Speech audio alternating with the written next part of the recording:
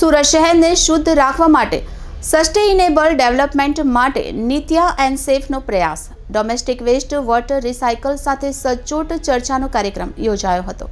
સુરતમાં પર્યાવરણ ક્ષેત્રે છેલ્લા ઘણા વર્ષોથી કાર્ય કરી રહેલી સંસ્થા નિત્યા એન્ડ સેફ દ્વારા આજ રોજ ઘરો અને હોટલ રેસ્ટોરન્ટમાંથી નીકળતા વેસ્ટ વોટર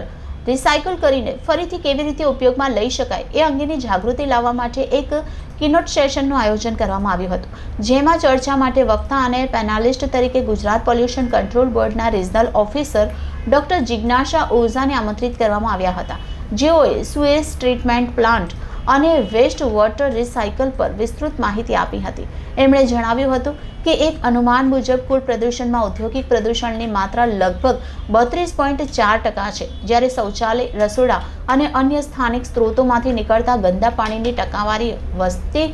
ઘનતાને કારણે 67.6% થાય છે। કાર્યક્રમના આયોજક નિત્યા એન્ડ સેફના ડાયરેક્ટર ઈશાંત શાહે જણાવ્યું હતું કે કીનોટ સેશનનું આયોજન અમોર બેન્ક્વેટ ખાતે સાંજે 6:30 વાગ્યાથી કરવામાં આવ્યું હતું। નિષ્ણાંત શ્રી સનત રેલિયા વધુ સારી રીતે કચરો એકત્ર કરવા માટે યોગ્ય ગલી ટ્રેપ સાથે કોઈપણ પ્રોજેક્ટ ડિઝાઇન કરીને યોગ્ય ડ્રેનેજ સિસ્ટમ પ્રદાન કરવા માટે ચર્ચા કરવામાં આવી હતી અને રસોડા, તેલ અને અન્ય મોટા કણો રહિતનું પાણી, બાથરૂમનું ગ્રે પાણી અને શૌચાલયનું પાણી બંનેને એકસાથે મિશ્રિત કરવાની જરૂર છે, જેથી એસટીપીનું સારું પ્રદર્શન મેળવી શકાય।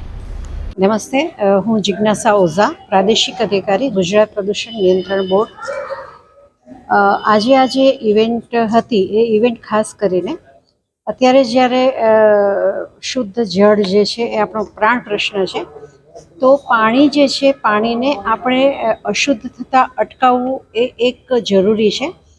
એટલું જ જરૂરી એ પાણીને શુદ્ધ કરીને જો આપણે એનો ફરી પુનઃ વપરાશ કરી શકીએ એ પણ એટલું જ આજના પર્યાવરણ માટે જરૂરી છે।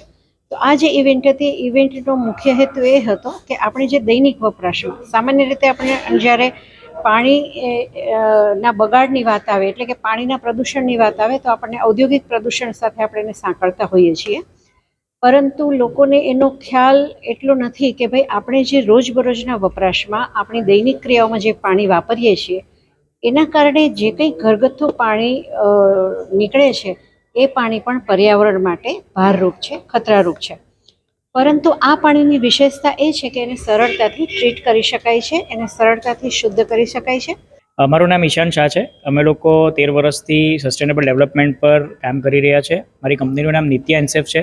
અને હું પોતે બાય પ્રોફેશન એન્વાયરમેન્ટલ એન્જિનિયર છું। અને આ ઇવેન્ટ જે અમે ઓર્ગેનાઇઝ કરેલી એની અંદર અમે સુરતના રિજનલ ઓફિસર જિજ્ઞાબેન ઓઝાને ઇન્વાઇટ કર્યા હતા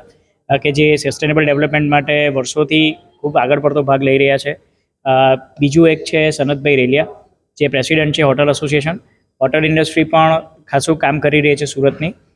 ત્રીજી આપણે સુરત ચેમ્બર ઓફ કોમર્સના રમેશભાઈ વઘાસિયાને ઇન્વાઇટ કર્યા હતા અને ચિરાગભાઈ શાહ કે જે લીડિંગ પીએમસી છે, પ્રોજેક્ટ મેનેજમેન્ટ કન્સલ્ટન્ટ છે।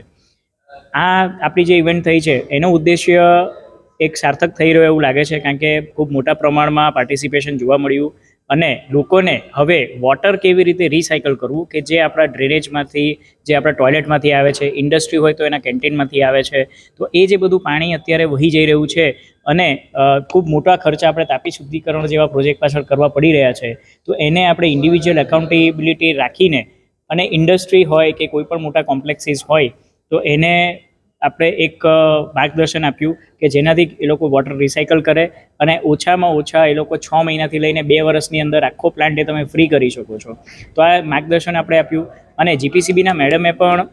ખાસું એવું એમને એપ્રિશિએટ કર્યું છે આપણા જે ઇનિશિયેટિવ લીધું છે તે, અને ખૂબ સારો આપણને સહકાર મળ્યો છે હોટલ એસોસિએશન તરફથી બી। તો હું બધાને આભારી છું કે આટલું આગળ પડતું કરીને એક પેનલ ડિસ્કશનમાં એમણે પાર્ટિસિપેટ કર્યું અને આજે એ પણ એ લોકોને ક્લેરિટી મળી છે કે જે પાણી અલગ અલગ કરવામાં આવી રહ્યું છે આર્કિટેક્ટ અને પીએમસીની અંદર,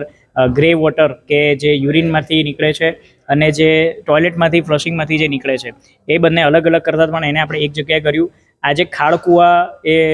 કોઈ પણ જગ્યાએ ચાલી શકે એમ નથી, બિકોઝ ખાળકૂવા એવી જ જગ્યાએ વપરાય કે જ્યાં 10 કે 20 માણસોથી ઓછા હોય, એનાથી વધારે તમારે એને પાણી ટ્રીટ કરીને જ છોડવું પડે। અધરવાઇઝ ખાળકૂવાને ખાલી કરવાનો ખર્ચો પણ આજે પર ડે 1000 રૂપિયા સુધી થઈ રહ્યો છે। તો એ બધા પૈસા તમે બચાવીને રિસાયકલ કરો તો એ તમને પેબેક આરામથી મળી શકે અને બોરિંગ અને પાણીને પણ કન્ઝર્વેશન